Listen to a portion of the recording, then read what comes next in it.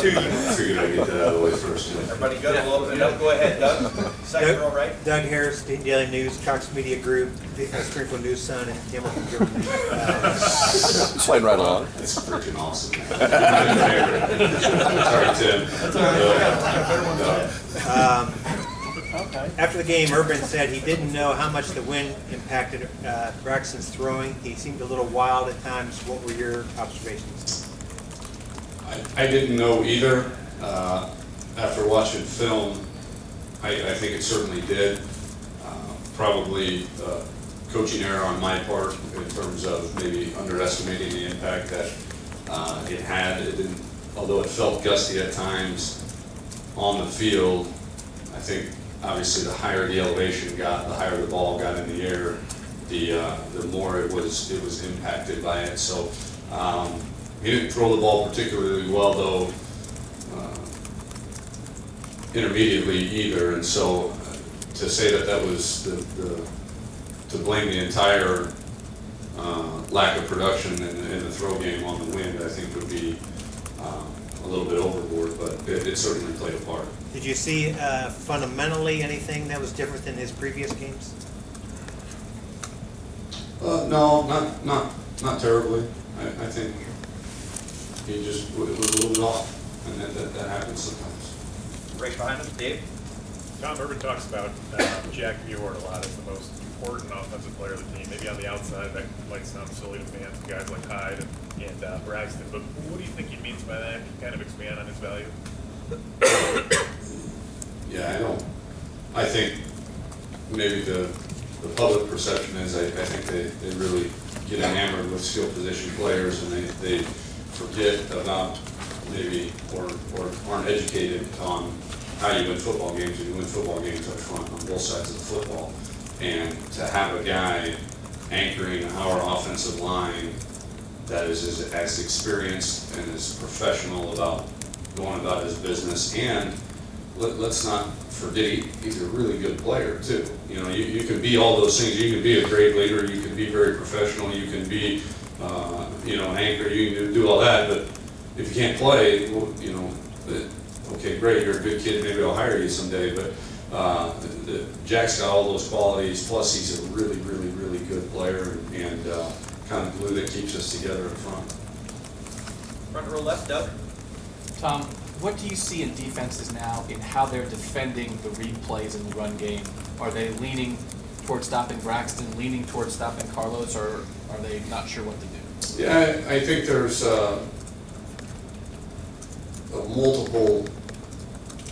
there's a variety of ways that teams are doing it, not just the team by team dependent, but throughout the course of a game. I think teams have really gotten better over the course of the year and years plural of having a couple different answers. I mean, it's like going back and playing the old triple option teams in Navy or Georgia Tech or something. You can't sit and play the dive the same way every time, or they'll figure it out and rush for 500 yards on you. And the same is true for some of the stuff that we do, and we just happen to do it in shotgun and some spread formation. So teams are switching it up, Doug. I don't know if there's one more common than the other. To say that, I probably wouldn't have researched it enough, but we see a variety of looks on every side. And how's Braxton at making those reads at the moment? Better. I would. None of them. No quarterback is going to be perfect at it, and so we continue to try to improve it and study. Each snap is different. Each time, I mean, you break it down into the inches of a defensive end or a linebacker's, his steps and his eyes. Where are his eyes? Ours. We're talking about inches and shoulder turn and steps. He took one more step in here versus one more step out there, and so every time the ball is snapped is its own entity, and so I think he's getting better. That's probably a long answer to a short question. Getting better, but still got some improvement to it. And how's your baby? He's awesome. He's awesome. Again, I'm glad he's not blonde hair, blue eyes, because I'd be a little worried because I hadn't been home very much. But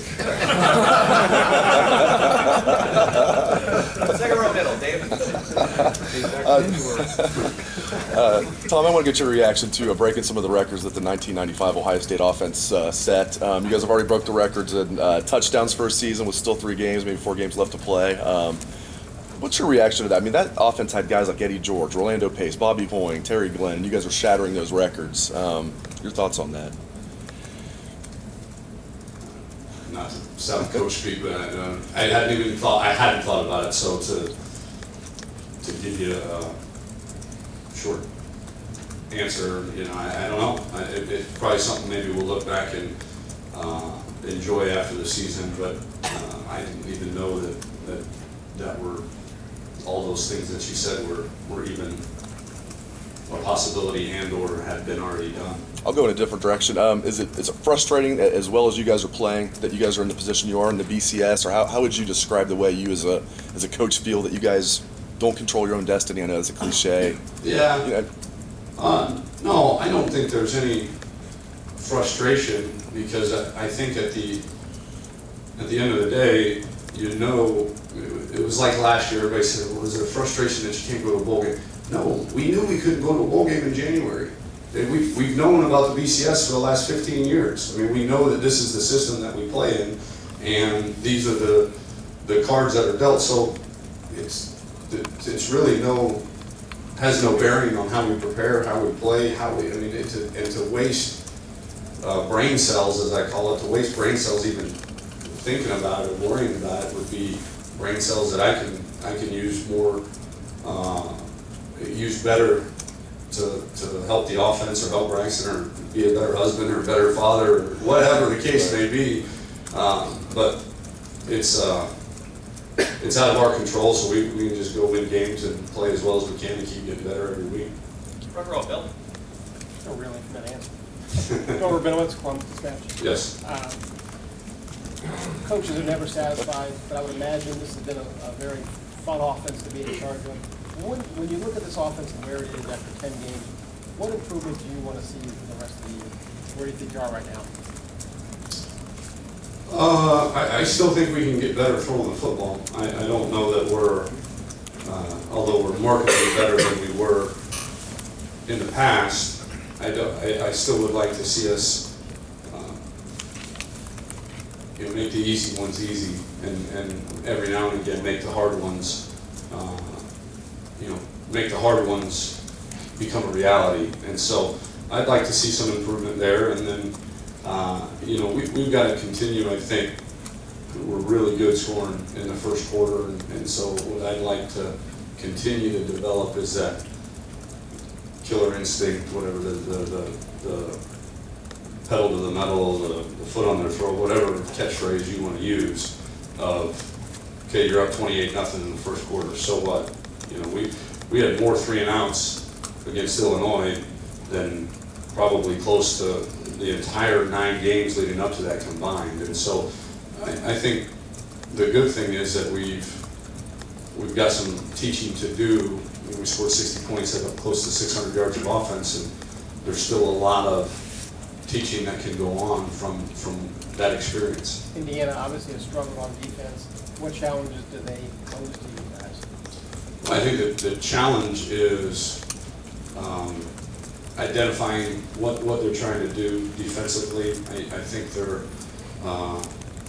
they have a little bit more of an identity maybe than Illinois. Illinois was kind of all over the place, and that made some things challenging. So we've got to identify what they're trying to do. I think we got to handle their guys inside. They've got some 2 big old D tackles that are really, really good players, and then they're going to try to pack the box and play. What we see almost on a weekly basis nowadays is everybody trying to pack the box but still play zone coverage behind it. And we saw it a bunch last year in the quarters coverage. We just couldn't throw it over anybody's head or didn't have the confidence to do so.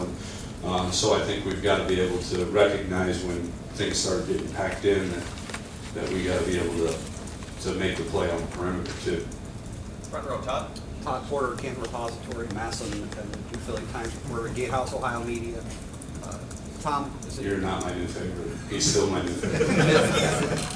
At this point in the season, when you look at Week 10 and have Braxton have an off day, Is that concerning to you at all, or is that just something that quarterbacks do regardless of the time of the season? Yeah, I think it's concerning to the point that I wish it hadn't happened. But concerning to the point where I think that it's a trend or a slippery slope. I don't see that. I think he had a bad day. He had a bad day, and some conditions that were less than perfect. And we learn from your mistakes and move on. And so I think if this had been a pattern over a couple weeks or throughout practice, even or anything like that, then I might be a little bit more concerned. But yeah, the concern is certainly there because you never want a guy to play substandardly, but at the same time, I don't think it's anything to worry about in the future, not yet at least. Front row, Tim? Yeah, Tom, I just wondering, you came from two schools where if y'all just won, it was a big day. I mean, if you got to 6. Hell yeah. What is it like to be coaching now at a place where you've won 22 straight, score 60, and yet I know you guys dissect it as much as anyone else, but to have even national media, guys like us, still thinking it can be better. You understand what I'm saying? I mean, what is it like to be sort of under? You're saying at Iowa State, if we scored 60 and had 600 yards of offense, we feel a little bit differently on Monday than we do at Ohio State. Yeah, I think y'all were fired up about going to the Yankee Bowl or wherever that was. Absolutely. Exactly. I mean, we can party and stuff. You know what I'm saying? Yeah. No, I don't know. I think as you grow in the profession, you just adapt to the surroundings, and so it's is that Coach Bruce back there? Yes, Hey, and I'm all for Iowa State. I know you are, and so am I. I had a great time along with Coach Bruce. But I think you adapt him to where you're at, but I think the thing that can get lost at times, and probably felt like we had a really good season at Rice a few years back, and it started to be at the end of the year where winning it felt like a relief, and it wasn't exultation, it wasn't jubilation, it was a relief, like, okay, we won again. And I promised myself after that season that I'd never take a win for granted, whether you win 3-2 or you win 60-35 or you win 76-0. Wins are really, really hard. I mean, really hard. And winning on the road is really hard. And they're going to get harder as the season progresses. And so we don't ever want to take that for granted on how difficult it is, no matter who you play, no matter who you are, that winning a football game on Saturday and playing 60 minutes and at the end of the day looking up and having more points on the scoreboard than your opponent is an incredibly, incredibly hard thing to do and should be enjoyed for the short amount of time that you can enjoy it and then start to prepare for the next week. And then the other thing, I know every time I get a chance to talk to you, I ask you this question, but people keep thinking they're going to see more and more of Dontre Wilson. And first play of the game was a little swing on him, which was overshot. And then, was it because of the way the plays went out? I mean, y'all had several huge plays Saturday, which kind of took away from conditions. Yeah, I think the thing that gets lost in, does Dontre deserve to play more? Absolutely. Was it an error on my part, maybe not to get him a few more touches? Sure, you can put that on me, but when you're playing well offensively and you have some seniors and some older guys that are, I mean, for every time that Dontre touches the ball, Braxton Miller, Carlos Hyde, Philly Brown, those guys don't. So I think you have to be smart about when and where that happens. Did we think we might need him more in the beginning of the year to just win games? Yes, and so now we've got to figure out a way, because the kid deserves to play, and the kid is a really good player. And so I've got to do a better job as the play caller and game planner of figuring out a way to get him touches, but in the rhythm of the offense and not detract from some players that are playing really, really good football right now. All right, last question, Steve. Yeah, Coach Steve Hellwagon, Bucknuts and 24/7. the third play of the game, you talked about the reads when Doug asked you about that.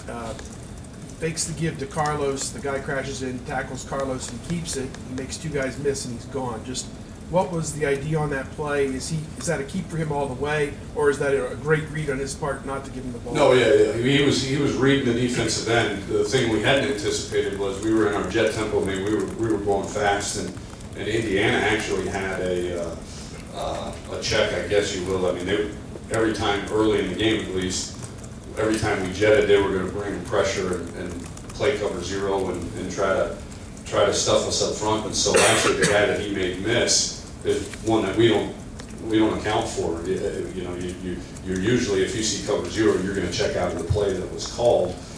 But because we were in our jet tempo and they got lined up fast enough, that guy was standing there. So he made a great read on the defensive end, and there's a guy there that's not supposed to be there, or if he's there, we would have checked out of the play. And I mean, does what I've coached him to do for 2 years, you know, all those drills we do on how to make people miss, and I demonstrate and do all that stuff for him. So he's starting to pick up, you know, he's starting to take after his coach a little bit, which is good. Coach, thank you very much. Yeah. Thanks, Coach. Thanks, Coach. California